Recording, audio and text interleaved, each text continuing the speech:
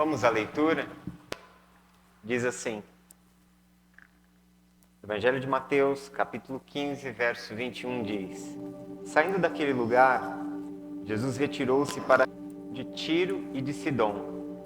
E uma mulher cananeia, natural dali, veio a ele gritando: Senhor, filho de Davi, tem misericórdia de mim.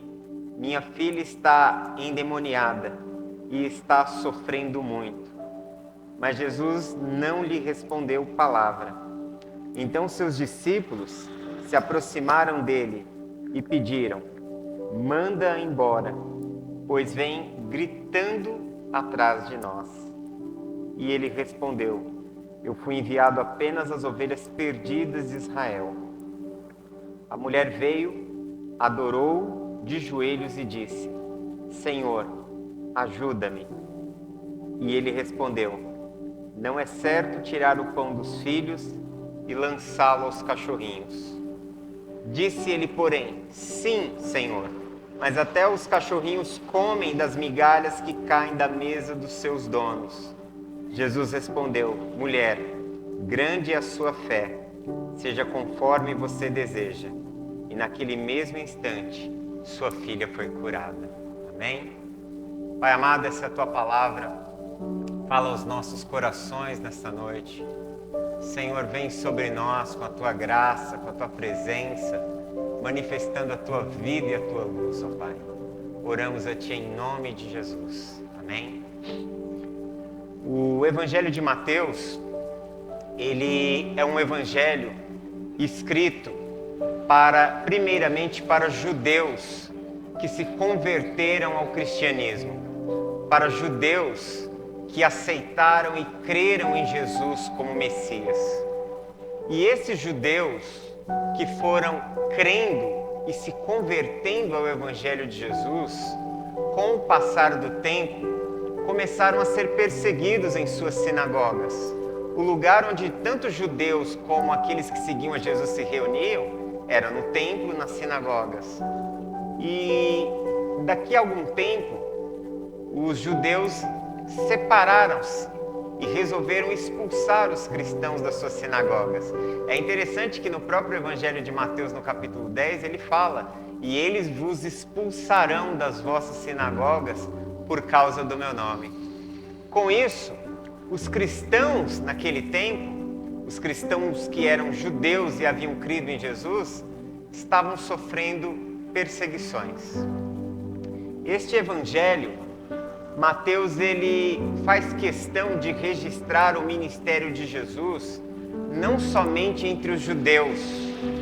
Essa passagem que nós lemos no capítulo 15, a partir do verso 21, diz que saindo daquele lugar, Jesus retirou-se para a região de Tiro e de Sidom. Saindo daquele lugar, que lugar Jesus estava? Nos versos anteriores, no início do capítulo 15, você vai descobrir que Jesus ele estava na Galileia. A Galileia foi o centro, foi o quartel-general do ministério de Jesus. Jesus praticamente concentrou a maior parte do seu tempo pregando e ensinando na região da Galileia. E antes dele partir, e a razão pela qual ele partiu da Galileia, foi exatamente um grande conflito que se deu. No início do capítulo 15, nós vemos que os fariseus, eles vão até Jesus para questionar por que os discípulos de Jesus comiam sem lavar as mãos. Era um dos costumes judaicos fazer uma lavagem cerimonial para que pudesse tocar nos alimentos. Fazia parte da ritualística judaica. E Jesus ele responde àqueles homens que estão indo lá não somente por conta deste aspecto da lei, mas porque invejavam a Jesus, porque perseguiam a Jesus, porque odiavam a Jesus. E esses homens estavam procurando alguma falha em Jesus para poder condenar Jesus e para poder prendê-lo. E Jesus confronta eles dizendo o seguinte: olha, o problema não está em lavar as mãos, não está nesses ritos cerimoniais. O problema não é o alimento que vocês consideram que pode estar imundo. Não é o alimento que entra na boca que contamina a pessoa. O que contamina é o que sai da boca. Porque o que sai da boca, ou seja, as nossas palavras, elas provêm do nosso coração. Jesus, ele diz para aqueles religiosos, para aqueles líderes religiosos, que eles estão mais apegados às leis humanas do que à palavra de Deus. Que eles criaram leis para que alguns aspectos da palavra acabassem sendo invalidados. Dentro do judaísmo, existem 613 leis, 613 mandamentos que todo judeu ele é chamado a cumprir. Desses 613, 365 desses mandamentos são leis de instituições. E o que foi acontecendo? Além das leis que já estão escritas nos 5 livros de Moisés, principalmente de Êxodo, Levítico, Números e Deuteronômio, né, que é ali onde estão os registros da lei, os rabinos, os legisladores começaram a construir mais e mais leis. Algumas dessas leis ferindo princípios da palavra de Deus. Então Jesus confronta eles dizendo que eles estão invalidando a palavra de Deus e que o grande problema é o coração humano. São as motivações. É aquilo que nós falamos. É aquilo que nós pensamos. Isso gerou um ódio, uma comoção muito grande. E por isso, a perseguição contra Jesus aumenta. E ele precisa sair da região da Galileia. Nós temos essa passagem também registrada, eu li aqui Mateus capítulo 15, mas nós também temos esse mesmo texto sendo registrado em Marcos capítulo 7, 24. E lá o texto diz que Jesus ele foi para essa região de Tiro e Sidom para que ninguém soubesse que ele estava ali, para que ninguém o encontrasse, para que ele não fosse procurado por outras pessoas. E você percebe que Mateus ele registra isso aqui para dizer agora, e nós vamos perceber esse movimento a partir do capítulo 15 de Mateus, nós vamos perceber que Jesus começa a dedicar o seu ministério em cidades de não-judeus. Tiro e Sidom era uma região ao norte da Galileia. Era uma região onde não havia tantos judeus. Era uma região que ainda pertencia à Palestina, mas era uma região povoada por estrangeiros. Você começa a perceber essa mudança de Jesus em deixar de lado aqueles que o têm rejeitado para começar a exercer o seu ministério com aqueles que não o conheciam e que acataram, receberam, aceitaram a mensagem com muito maior zelo, com muito maior apreço do que os judeus. O Evangelho de Mateus ele é escrito nessa perspectiva de nos mostrar que Deus ele está preocupado com pessoas que necessitam dele. E que muitas vezes a igreja ela concentra os seus esforços, principalmente nos nossos dias, eu tenho percebido que nós concentramos muito os nossos esforços em fazer as coisas para crentes. Nossos hinos, o nosso culto, as nossas liturgias, elas são sempre muito voltadas para o crente. Na nossa cultura, e eu vou falar do Brasil, que é o país onde eu vivo, mas acredito que isso também seja reflexo, pelo menos no Ocidente, nós vamos perceber uma igreja que ela está muito mais preocupada em demonstrar resultados, em demonstrar status, em demonstrar quantas pessoas estão ali nos seus cultos, quantos seguidores tem nas suas redes sociais, em investir milhões em mídia, em televisão, embora nós já estamos passando dessa época do meio da comunicação, da televisão, do rádio, mais para as mídias sociais. Mas a igreja no Brasil e também nos Estados Unidos investe milhões nisso. E nós vamos percebendo que nós vivemos um processo hoje que é chamado de um processo migratório. Nós vemos igrejas onde elas têm membros, onde elas têm pessoas que, quando elas estão descontentes ou inconformadas com aquele modelo ou com suas lideranças ou com o modo que se está vivendo ali, ela migra para uma outra igreja. Hoje as igrejas no nosso país, e principalmente no contexto aqui que nós vivemos, nós percebemos muito essas migrações. E com isso, nutre ou alimenta um processo nas igrejas de quererem alcançar crentes.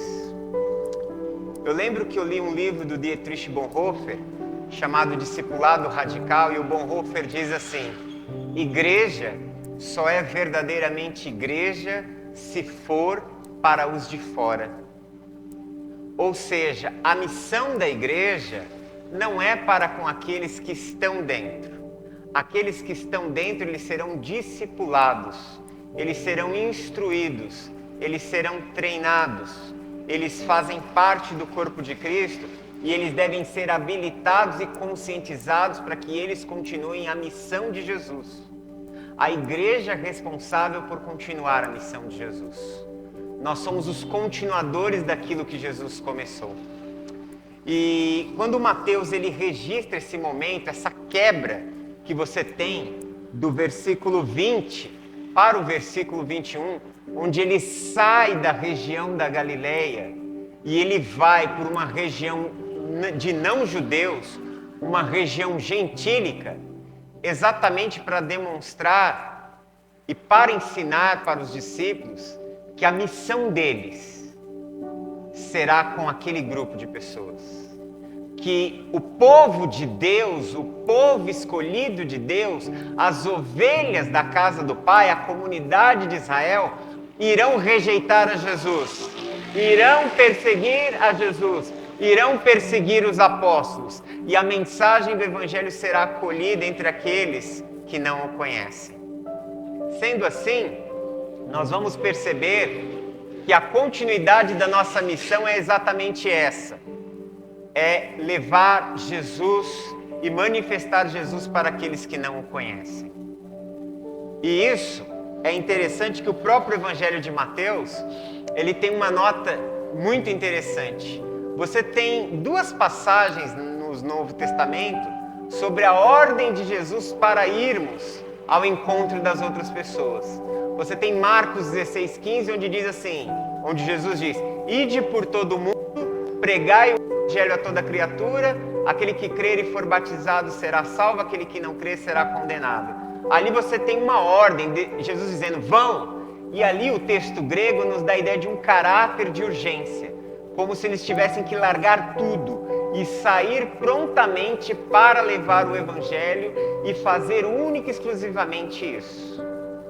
E aí, quando nós pensamos nisso, nós achamos isso por demais desafiador, porque é muito complicado, e eu entendo que nem todas as pessoas foram chamadas para levar o Evangelho de tempo integral, para abrir mão de tudo na sua vida, para viver do e para o Evangelho de Jesus. Mas nós temos o ide de Jesus em Mateus, e o ide de Jesus em Mateus, ele é diferente.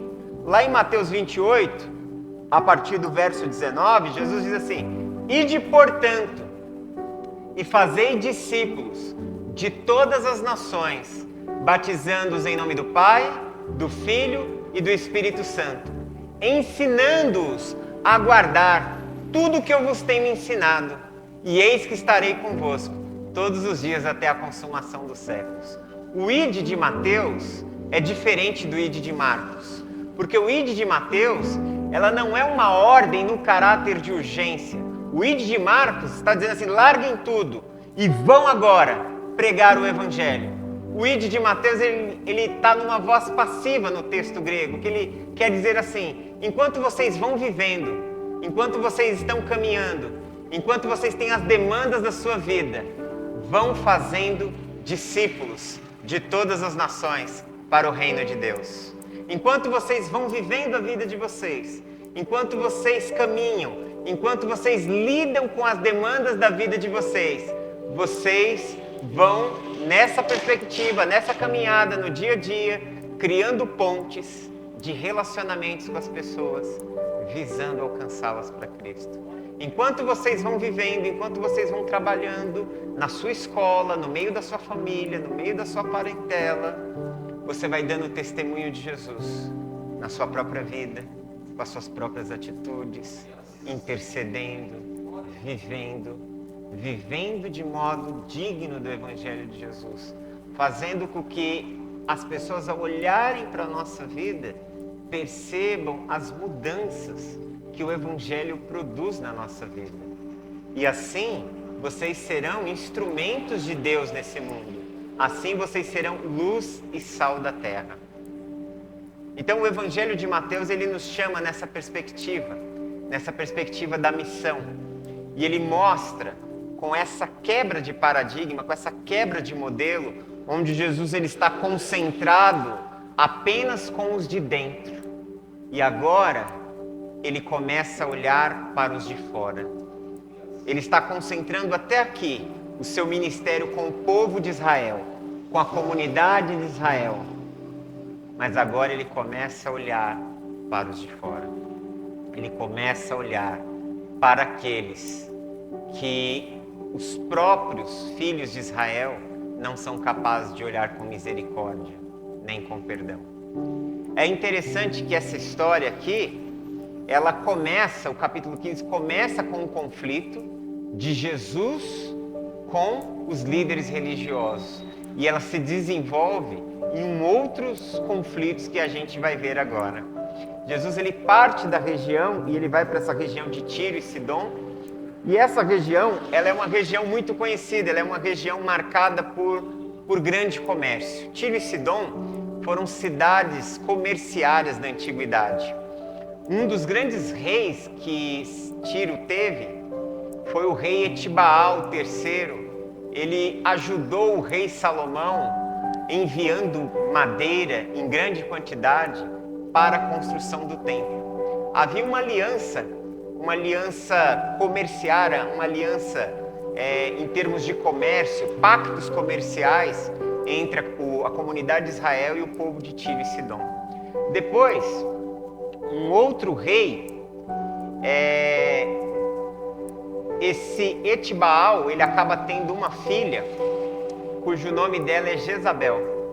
E numa aliança entre os fenícios e o povo de Israel, essa Jezabel se casa com o rei Acabe. E aí nós conhecemos, ou se não conhecemos, procure conhecer a história. Essa Jezabel, ela ajudou e ela contribuiu para que Acabe fosse um dos piores reis do povo do norte em Israel. Essa cidade é uma cidade de pessoas ricas. Jesus ele vai para um lugar, para um centro comercial. Aqui no passado era a região dos antigos cananeus. Por isso você vai ouvir aqui a história de uma mulher que ela recebe, o texto diz que ela é uma mulher cananeia. E na versão corrigida de Almeida você tem o termo Ciro-Fenícia. Mas ela era uma mulher da região dos cananeus. E engraçado que o nome cananeu significa exatamente comerciantes. Então ela não era uma mulher pobre. Ela era uma mulher de uma cidade rica, de uma cidade comerciária e provavelmente uma mulher de posses.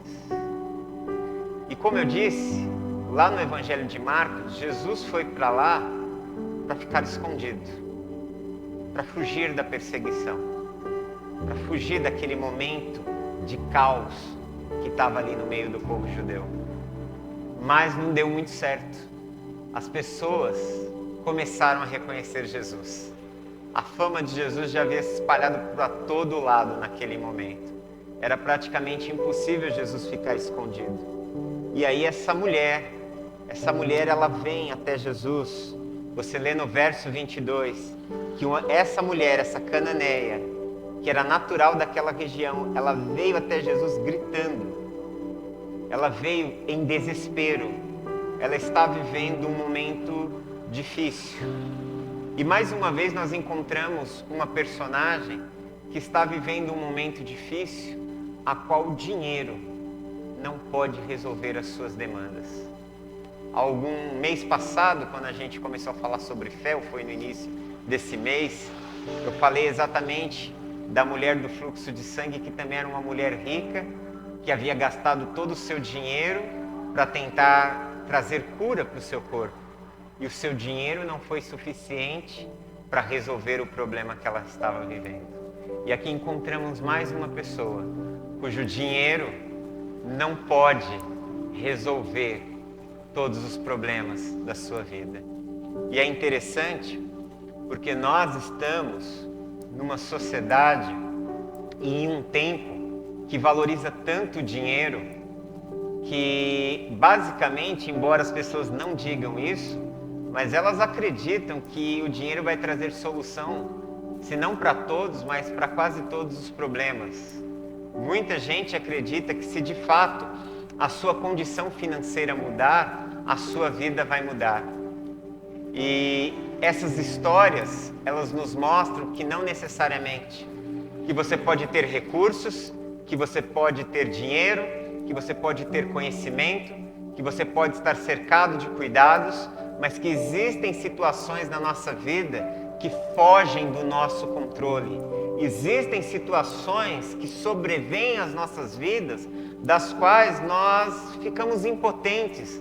Nós não podemos fazer nada. A única coisa que nós podemos fazer é nos agarrar a Deus, é clamar ao Senhor, é depender de uma intervenção divina. E nós vamos perceber que essas histórias dessas pessoas desembocam exatamente nisso, para nos ensinar que aonde acaba a suficiência humana, começa a se manifestar a graça divina. Aonde acabam os recursos humanos, a mão de Deus começa a se estender e a se manifestar para fazer conhecido a graça, a bondade, o poder e a misericórdia de Deus. É nesse exato momento que nós descobrimos as nossas limitações, a nossa pequenez, o quão ínfimo nós somos, o quão limitado nós somos e o quão bondoso, gracioso e misericordioso nosso Deus é. Porque muitas vezes nós passamos uma vida correndo com as nossas próprias forças, lutando com as nossas próprias mãos, acreditando que somos capazes, acreditamos que nós temos o controle da nossa vida, acreditamos que, se for por nós mesmos vamos conquistar, realizar tudo o que precisa ser realizado e conquistado, e muitas vezes acabamos nos frustrando, nos machucando, nos ferindo, esgotados, acabamos esgotados e exauridos, sem forças. E Deus poderia olhar para nós e dizer: tá vendo? Rejeitou a minha ajuda. Em todo tempo eu quis te ajudar. Em todo tempo eu quis estar ao teu lado. Aliás, eu sempre estive ao teu lado. Você nunca reconheceu. Em todo tempo eu ofereci a minha ajuda a você e você sempre rejeitou. Em todo tempo eu estive presente na sua vida, trazendo livramentos cruciais sobre a sua vida, e você nunca me agradeceu. Mas não é isso que Deus faz conosco. A exemplo daquele pai da parábola do filho pródigo, ele nos recebe, ele nos acolhe com os braços abertos e nos restaura e nos coloca uma posição de honra e nos leva a viver aquilo que nós não tínhamos condições de viver por nós mesmos. Essa mulher chega em desespero até Jesus e clama pela sua filha, quando ela diz assim: minha filha está endemoniada, está sofrendo muito. A criança, ela estava sendo atacada por demônios, ela estava ali oprimida, ela estava ali subjugada. Nós vamos vendo nos relatos dos evangelhos que muitas vezes essas possessões colocam uma pessoa num estado de loucura, que muitas vezes essas possessões fazem com que as pessoas sejam atiradas no chão. Nos evangelhos mesmo, tem a história de um pai que leva o filho, que diz que quando o demônio o ataca, ele era jogado no chão. E é interessante que o texto diz que ele é quebrado. Ou seja, talvez aquela força espiritual arremesse aquela criança no chão com tanta força que ele começa a ter lesões físicas, que ele tem seus ossos quebrados, que ele não consegue se alimentar, ele não consegue viver. E diante de uma situação de escravidão como essa, de uma escravidão espiritual, não há dinheiro que possa trazer cura, não há médicos, não há resposta humana para uma condição como essa. E logicamente, os judeus enxergavam pessoas possuídas por demônios como pessoas imundas, como pessoas que teriam que ficar ali, rejeitadas, de lado, jogadas escanteio. E aí nós começamos a perceber como a religião, ou como a religiosidade, cega as pessoas a tal ponto de acreditarem que elas estão fazendo a vontade de Deus, ao mesmo tempo em que elas se tornam preconceituosas, ao mesmo tempo onde elas se tornam pessoas que julgam umas às outras, aonde elas se tornam pessoas que elas expõem a vida umas das outras, aonde elas se tornam pessoas que lançam fora umas às outras, rejeitam umas às outras, colocam de lado. E isso aconteceu na religião em Israel nos dias de Jesus, e infelizmente é um fato que também acontece em nossas igrejas. Também nós temos pessoas nas igrejas que acham que a sua condição de espiritualidade as coloca num nível maior do que a das outras pessoas. Existem pessoas na igreja que elas acreditam que as pessoas que não servem a Deus ou que estão vivendo problemas emocionais ou espirituais ou alguma quebra em sua vida, são pessoas que elas estão ali por serem simplesmente rebeldes e tem que deixar Deus pesar a mão e tratá-las. Quantas vezes nós não vemos isso? Se não vemos, nós já conhecemos pessoas que foram vítimas disso. Ou seja, aquela visão da religião, porque uma pessoa que enxerga assim, ela não teve um encontro com Deus, ela não conheceu o Evangelho, ela não teve uma experiência transformadora, ela apenas aderiu a um grupo religioso. E ela acha que ao praticar aquelas leis, ela acha porque ela vai ao culto, porque ela cumpre com os rituais, porque ela dizima, porque ela oferta, porque ela está em todos os cultos, porque ela realiza as coisas para Deus, ela é perfeita ou ela é salva. Precisamos tomar cuidado para que na nossa caminhada, nosso coração não se torne como o do filho mais velho da parábola do filho pródigo, que ele é o filho que se distanciou e se afastou do pai sem sair da casa do pai. A história do filho pródigo fala de um filho que saiu da casa do pai, mas o que ficou, ele também partiu, só que ele ficou dentro da casa do pai, mas não conseguia mais enxergar o pai como pai e acreditava que ele era meritório de boas coisas pelas coisas que ele fazia. A graça de Deus está para além de tudo isso. A graça de Deus nos mostra que Deus nos ama para além das coisas que nós fazemos. Que a graça de Deus demonstra que Deus nos amou em Cristo antes mesmo que nós pudéssemos optar por servir a Cristo. Foi esse amor de Deus que fez com que o Pai doasse a vida do seu Filho. Foi esse amor do Pai em relação a nós que fez com que Deus fizesse a oferta primeiro e nos trouxesse a sua presença. Nenhum de nós estamos aqui por mérito. Nenhum de nós fazemos a nossa caminhada por mérito. Todos nós estamos aqui pela graça de Deus. É graça no começo, é graça no meio, é graça no fim. Todos nós estamos aqui, todos, independente de como estejamos vivendo esse momento da nossa vida, independente do que possa estar acontecendo em nossas vidas pessoais, todos nós estamos aqui pela graça de Deus. E é essa mesma graça que vai nos fortalecer, é essa mesma graça que vai trabalhar em nós, é essa mesma graça que nós precisamos nos render a ela a cada dia e fazer como o apóstolo Paulo disse: e esta graça não me foi em vão. Mas não é o meu trabalho, é a graça de Deus me capacitando para o trabalho. Não é o meu esforço, é a graça de Deus que me capacita a ter forças. Tudo é graça. Do início ao fim, a graça está presente na fé bíblica, na fé escriturística. E aí, Jesus, ao ouvir essa mulher, o verso 23 diz que ele não lhe responde nada. Ele fica em total silêncio. E aí os seus discípulos começam a se aproximar dele e começam a pedir para ele: manda embora, pois ela vem gritando atrás de nós.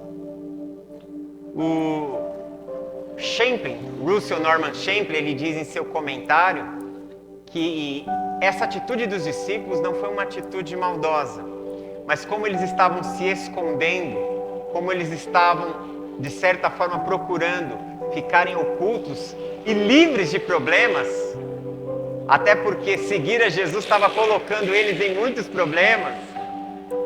Esse é o lado da graça que a gente pouco fala dele, mas seguir a Jesus vai nos colocar em problemas, sim. Vai nos colocar em contrapontos, sim. Seguir a Jesus vai fazer com que muita gente comece a olhar para a gente com olhos diferentes, sim. Seguir a Jesus no caminho de Jesus vai fazer com que a gente sofra hostilidade e perseguição, sim. E eles, querendo evitar mais problemas, eles falam: despede essa mulher, manda ela embora, tira ela daqui. Senhor, vamos embora, vamos dar um fim nisso. E Jesus, ele fica ali. E aí nós temos uma frase de Jesus, que essa foi uma frase de Jesus que eu me debati por muitos anos, uma frase muito dura, uma frase muito confrontadora. Ele diz assim para a mulher, no verso 24: eu fui enviado apenas para as ovelhas perdidas de Israel. E aí a mulher se prostra diante de joelhos diante de Jesus.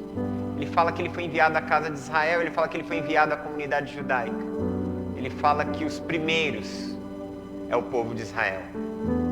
E a gente sabe que o ministério de Jesus foi um ministério limitado. O ministério de Jesus foi um ministério que durou 3 anos e meio e que visou quem? O povo de Israel, o povo judeu. Os não-judeus, que incluem as nossas vidas, era a missão dos apóstolos. Os não-judeus era a missão da igreja. Você vai perceber que em Atos começa a missão dos discípulos. E a missão dos discípulos é com todas as pessoas da terra. Mas o ministério de Jesus é limitado. Por isso, quando Jesus diz: eu vou para o Pai, vocês vão fazer obras maiores do que as minhas. Quais são as obras maiores do que as de Jesus? É dar continuidade e alcançar as pessoas que Jesus não alcançou. Porque seu ministério estava limitado geograficamente, estava limitado temporariamente, porque ele só exerceu seu ministério por 3 anos e meio, estava limitado àquele momento. Nós somos os continuadores da obra de Jesus. Você está alcançando pessoas em nome de Jesus que ele não alcançou, porque o seu ministério estava limitado ao tempo, ao espaço e à geografia. E ele diz isso para a mulher, que o seu ministério está centrado no povo de Israel, nos judeus, e ela não era judia.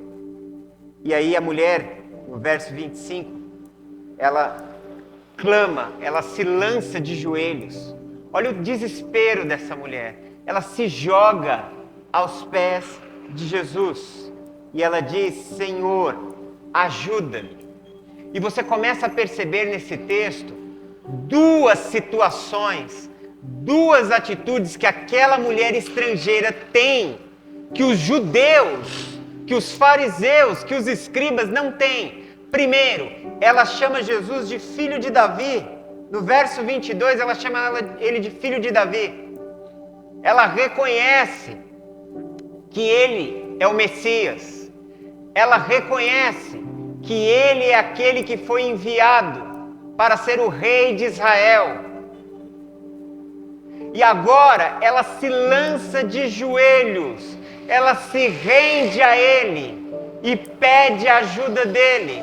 Ela se prostra, como que se rende, num ato de adoração, ajoelhar-se. Nas Escrituras indicam, principalmente, três coisas, três fatos: adoração, no ato de culto, rendição ou total desespero. Mas ela usa o termo Senhor, ajuda. Ela reconhece que Jesus era a única resposta para a vida dela. Que Jesus era a única resposta para os problemas dela. Que Jesus era a única resposta que poderia mudar a história da sua vida. Todos os outros achavam que qualquer coisa poderia ser a resolução dos seus problemas. Mas ela reconhece que em Jesus, somente em Jesus, ela teria essa resposta. E Jesus, ele continua a testá-la. O verso 26, ele diz: e ele respondeu: não é certo tirar o pão dos filhos e lançá-lo aos cachorrinhos. E ela diz: Senhor, mas até os cachorrinhos comem das migalhas que caem da mesa dos seus donos. Aqui a palavra cachorrinho, ela está sendo usada como uma ilustração, porque ele fala que não é certo tomar o pão dos filhos. Aqui a palavra grega traduzida para filhos está falando de crianças pequenas. É o termo teknon, significa crianças. Crianças pequenas, crianças que ao sentarem à mesa com seus pais, têm os seus cachorrinhos e ali, eles estão ali e os pais servem os filhos e os filhos acabam muitas vezes compartilhando as migalhas com os cachorrinhos. O termo de Jesus parece ser um termo bem duro, mas ele usa isso como uma ilustração carinhosa, diferente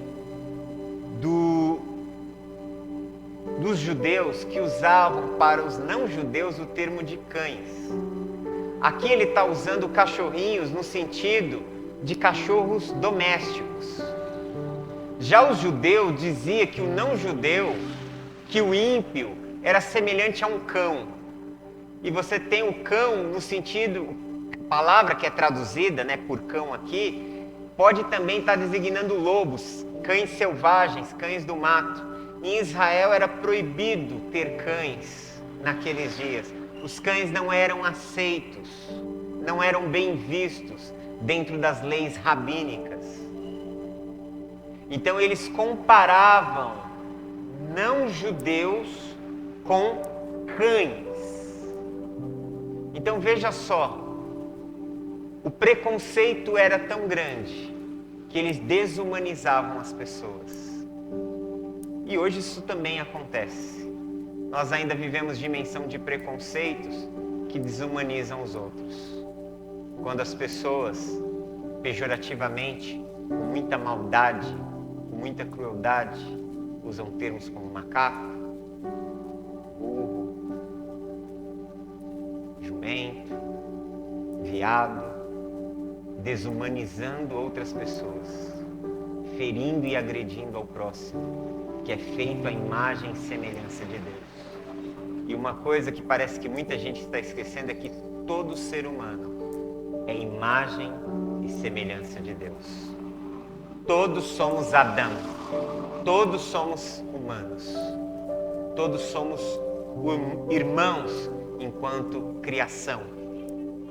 E toda forma de preconceito, ela é condenável aos olhos de Deus. Jesus, ele usa o termo cachorrinho com uma criança que está brincando à mesa. O que ele está fazendo? Ele está testando essa mulher.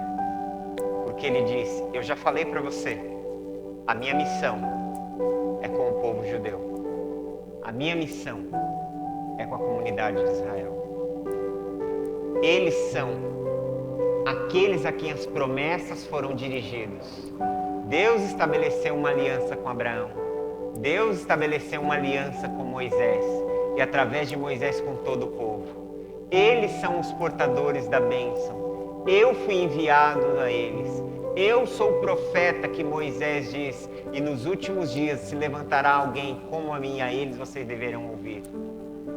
E aí a mulher diz, mas os cachorrinhos também comem da mesa do seu Senhor. Ela estava dizendo, eu sei disso, mas também sei que se nós nos aproximarmos do Pai, que se nós nos aproximarmos de Deus, as suas bênçãos também são capazes de nos alcançar. Porque isso também estava escrito na Torá. Todo aquele que não era judeu, mas aceitava a aliança do Deus de Israel, se tornava participante desta aliança, se tornava participante das bênçãos do Eterno.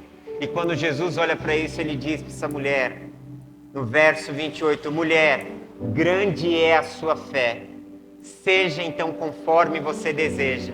E naquele mesmo instante, a filha dela foi curada, a filha dela foi restaurada, a filha dela foi tirada de uma condição que dinheiro nenhum, que médico nenhum, que recurso humano nenhum poderia libertá-la. A graça de Deus a alcançou. E essa mulher, ela nos ensina o caminho da fé, que a fé deve nos levar a encarar os conflitos.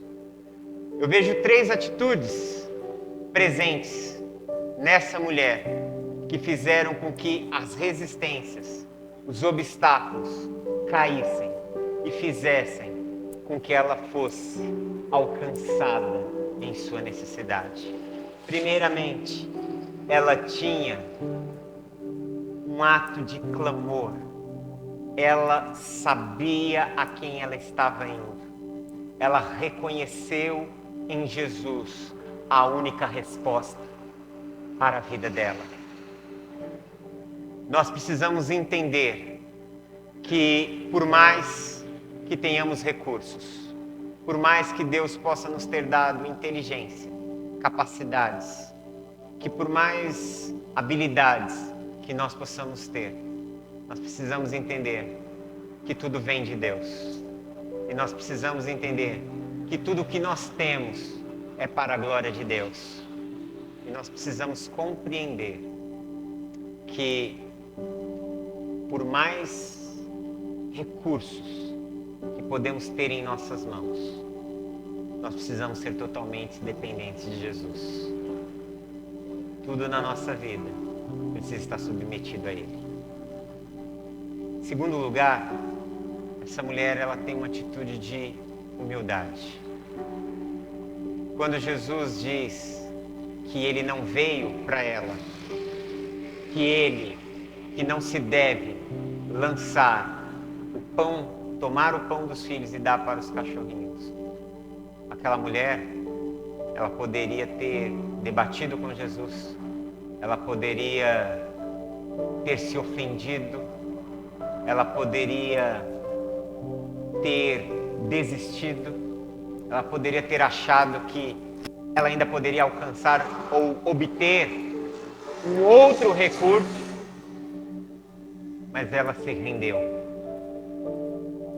Jesus estava provando ela, Jesus estava testando ela. e na nossa jornada de fé, na nossa caminhada com Deus, muitas vezes Deus nos colocará à prova. Deus irá testar a nossa fé.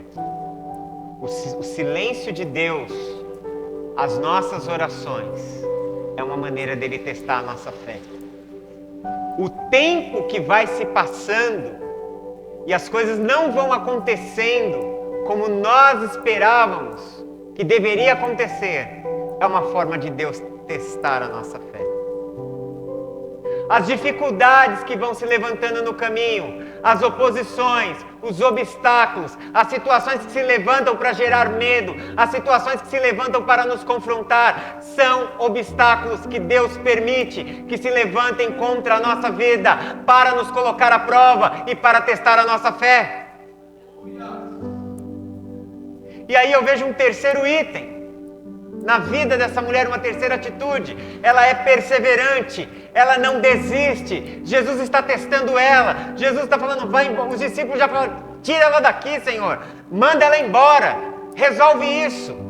Jesus fala, eu não vim para você, eu vim para o povo de Israel. Jesus diz, eu não vim, o pão é dos filhos, você não é filha. Ela não desiste, ela continua batendo na porta, ela continua perseverando, ela continua acreditando, ela continua buscando. E essa perseverança fez com que os obstáculos que estavam diante dela, que se interpunham entre ela e o milagre que ela tinha para viver, caíssem por terra. Quando Deus ordena Josué conquistar a terra, Josué era um estrategista militar. Ele havia sido treinado pelo maior estrategista militar dos seus dias, que foi Moisés. Diz o Sholem Ash, conforme ele leu no Talmud, no seu livro sobre Moisés, ele fala que Moisés no Egito foi primeiramente um general a serviço do faraó, por muito tempo em sua vida. Então Josué havia sido treinado por um maior general, por um maior estrategista.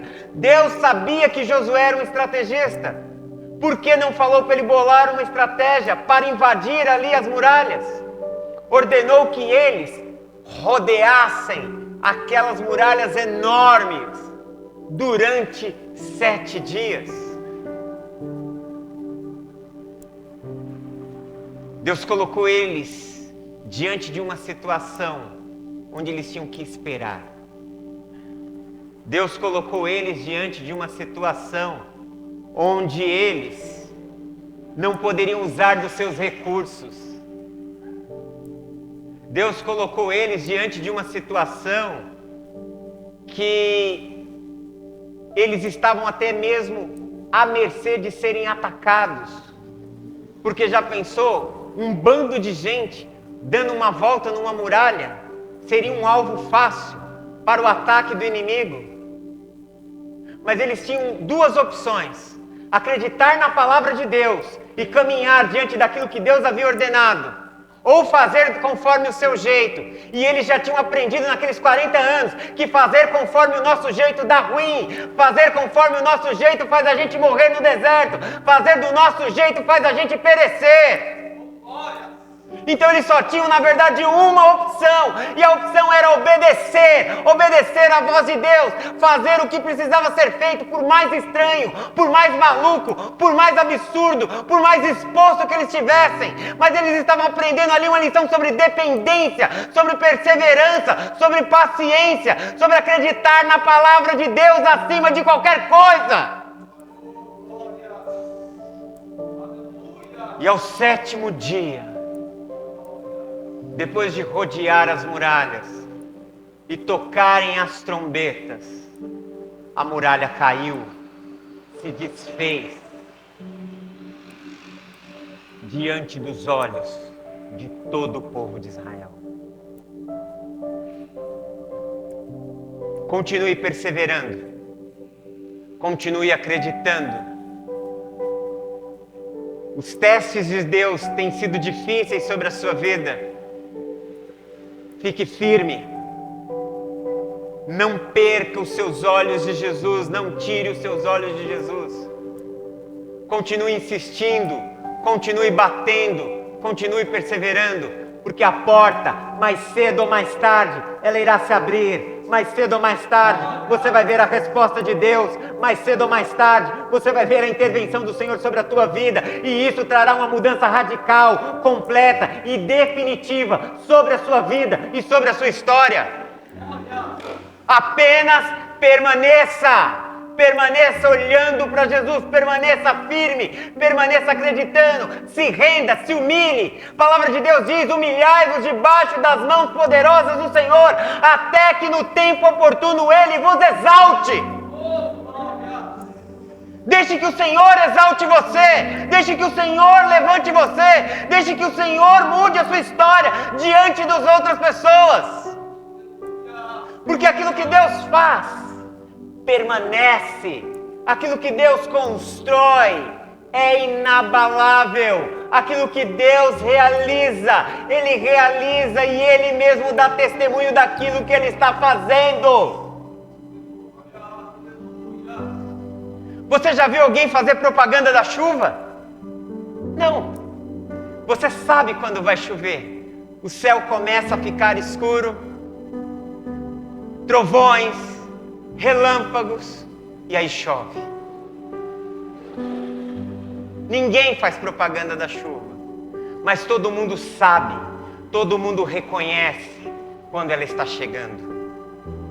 Deixe que Deus faça o mover da chuva sobre você.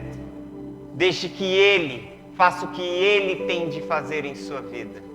E enquanto isso, você continua caminhando, você continua perseverando, você continua seguindo, você continua ouvindo a sua voz, você continua obedecendo a sua palavra. Que o Senhor possa continuar falando ao seu coração. Quero te convidar a fechar os seus olhos, inclinar sua cabeça. Oremos a Deus.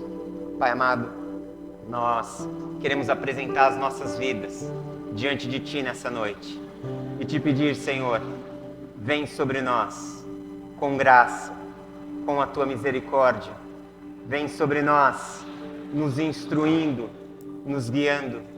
E a exemplo dessa mulher, nos ensina o caminho, Senhor, da dependência, nos ensina o caminho da humildade, nos ensina o caminho da perseverança. Gera em nós a fé que faz cair as muralhas, a fé que faz cair os obstáculos. Gera em nós, Senhor, uma vida com propósito e uma vida que Te glorifica. Toma as nossas vidas em Tuas mãos. Guia-nos para a Tua glória e para o louvor da Tua majestade. Oramos a Ti em nome de Jesus. Amém.